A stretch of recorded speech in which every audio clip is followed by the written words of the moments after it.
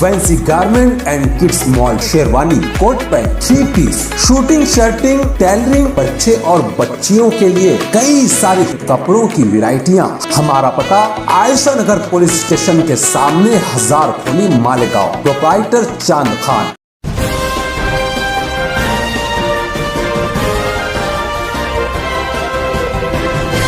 मानव समाचार, मानवता के हक में।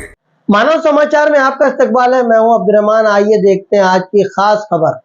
आजकल बच्चा चोरी करने या बच्चा उठाकर ले जाने वाली अफवाहों का बाजार गर्म है। हमें भी इस तरह की गलत इत्तला मिलती रहती है। साथ ही इस मामले में खबर बनाने का भी मुतालबा लोगों के जरिए किया जाता रहा है, मगर चूंकि मानव समाचार एक जिम्मेदार चैनल है, इसलिए बगैर किसी भी तस्दीक के हम कोई भी खबर नहीं दिखाते। कल से इस्लामाबाद के इलाके से किसी बच्चे को उठा कर ले जाने और फिर उस शख्स के ज़रिए बच्चे को छुड़ाए जाने और फिर उस शख्स के वहां से फरार हो जाने की अफवाह हम तक भी पहुंची है, मगर कानूनी तौर पर ऐसी किसी वारदात की अब तक कोई पुष्टि, कोई तस्दीक नहीं हुई है।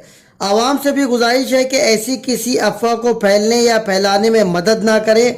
अगर ऐसी कोई भी मामला आपके सामने आता है, ऐसी कोई भी इत्तला आप तक पहुंचती है या ऐसी कोई भी अफवाह आप तक पहुंचती है, तो सबसे पहले आसपास के पुलिस स्टेशन में इस बात की तस्दीक कर लें, ना कि खुद भी इस अफवाह के साथ अफवाह फैलाने वाले बने। इस मामले में ग्रामीण जिला एसपी जनाब सचिन पाटिल साहब का एक मराठी जबान में बयान सामने आया, जिसमें मौसूफ ने गुजारिश करते हुए लोगों से कहा है कि ज़िला नासिक में ऐसी किसी भी वारदात की अब तक कोई इत्तला नहीं मिली है, इसलिए आवाम बेफिक्री से अपनी ज़िंदगी गुजारें और किसी भी किस्म की अफवाह पर ध्यान न दें। मानव समाचार भी आपसे गुजारिश करता है ऐसी किसी भी अफवाह पर ध्यान न दें। नाशिक जिल्ह्यामध्ये लहान मुलांना पळवणाऱ्या टोळ्या वेगवेगळ्या ठिकाणी लहान मुलांना पळून घेऊन जात आहेत, अशा अफवा ज्या आहेत त्या सोशल मीडियावर मोठ्या प्रमाणावर चाललेल्या आहेत।